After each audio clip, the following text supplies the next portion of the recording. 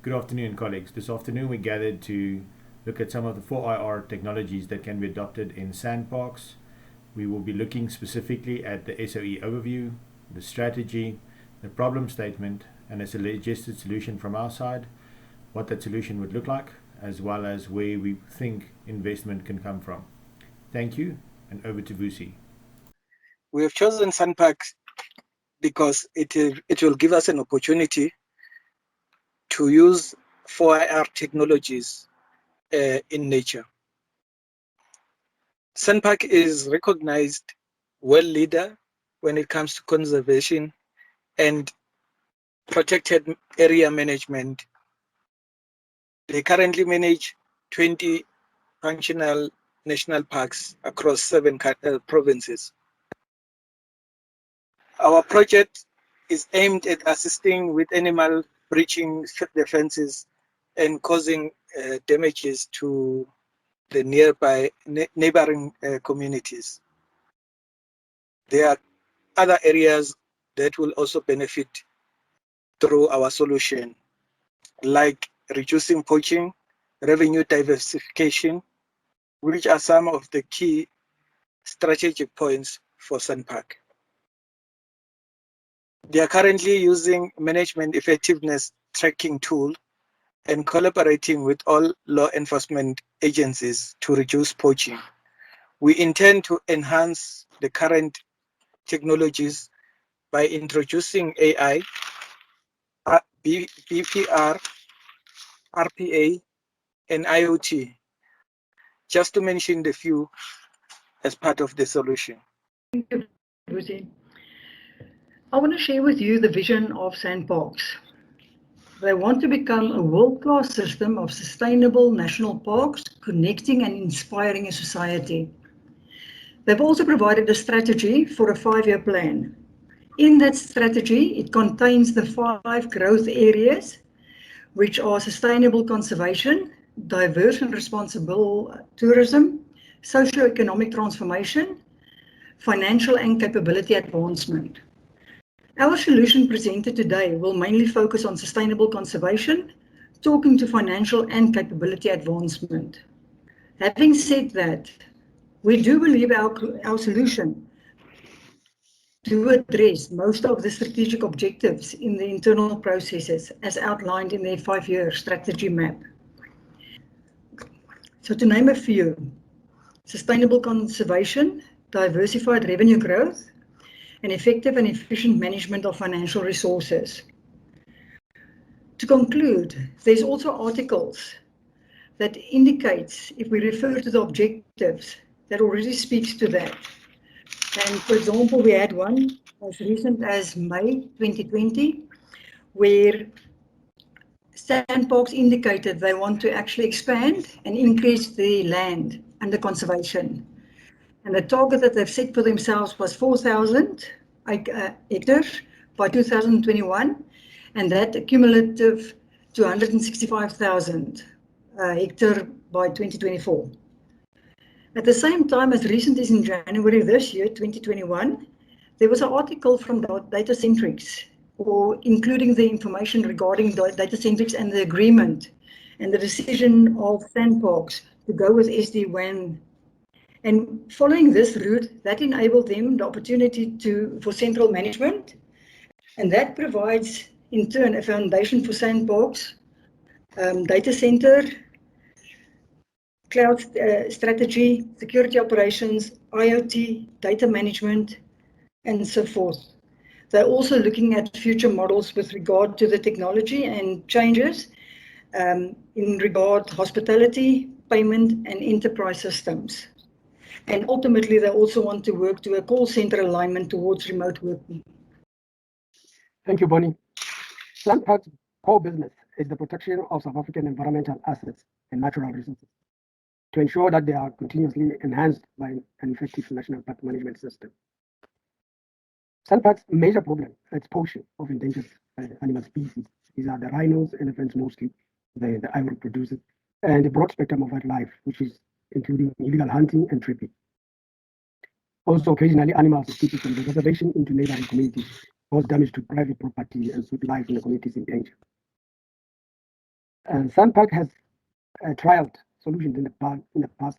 They were very successful. It was a trial with Dimension Data and Cisco for an IoT system, and that was successful, reducing the monitoring, reducing the poaching by 96%. They've also implemented Meerkat and the short spotter. All these initiatives actually focus on what happens when someone is already in the park or a breach has already occurred.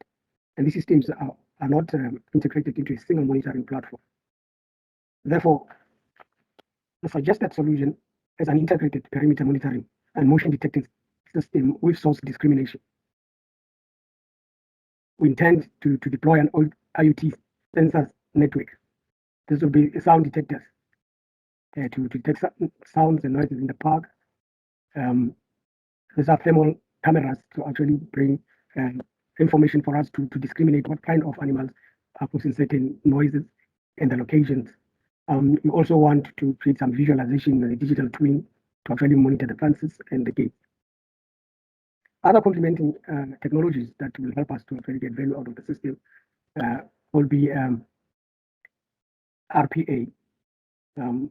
Starting off with a business review process to actually understand what parts of the systems can be automated, and using RPA to actually learn most of the information that coming in, and so that we can create triggers to actually dispatch rangers.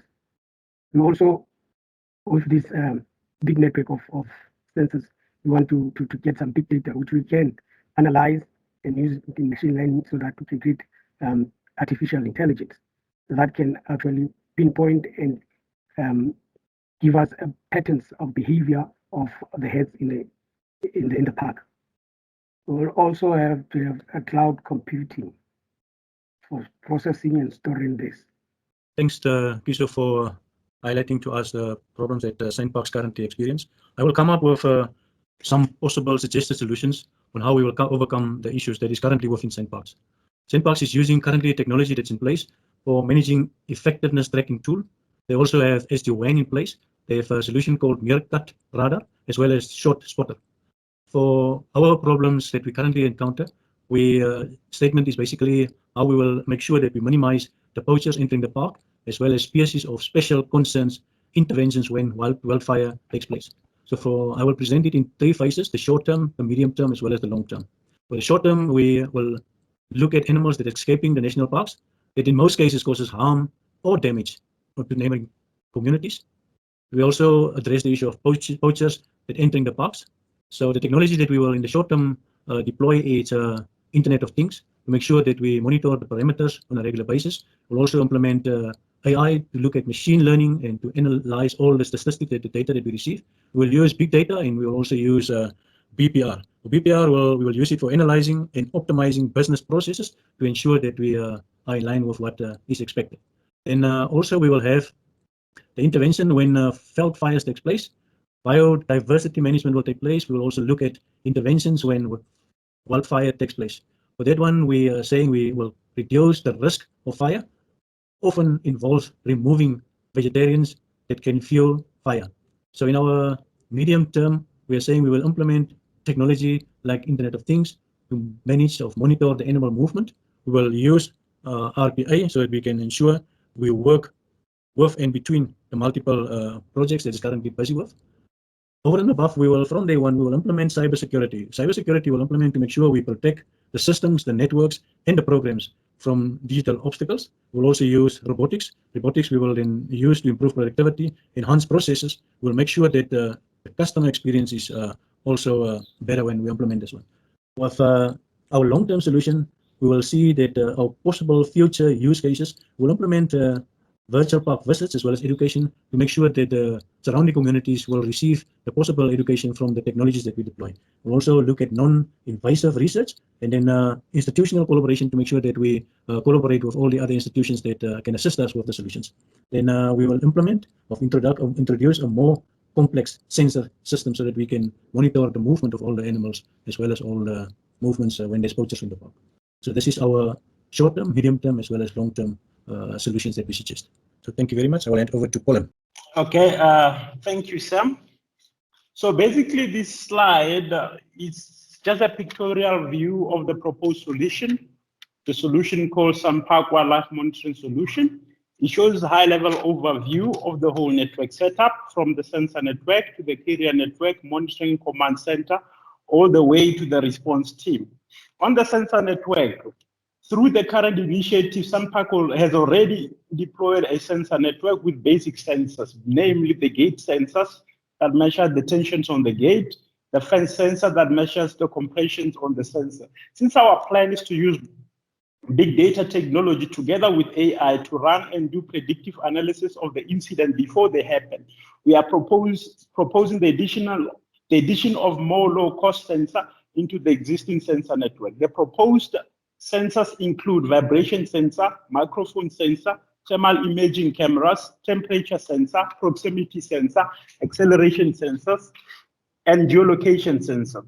All these sensors will be connected to the transport network via a gateway. There's two types of transport network that have been proposed. The first one is the mobile network, which will be the primary network for carrying all the data. And the secondary one will be the satellite network that will be used in the case that the mobile network is down.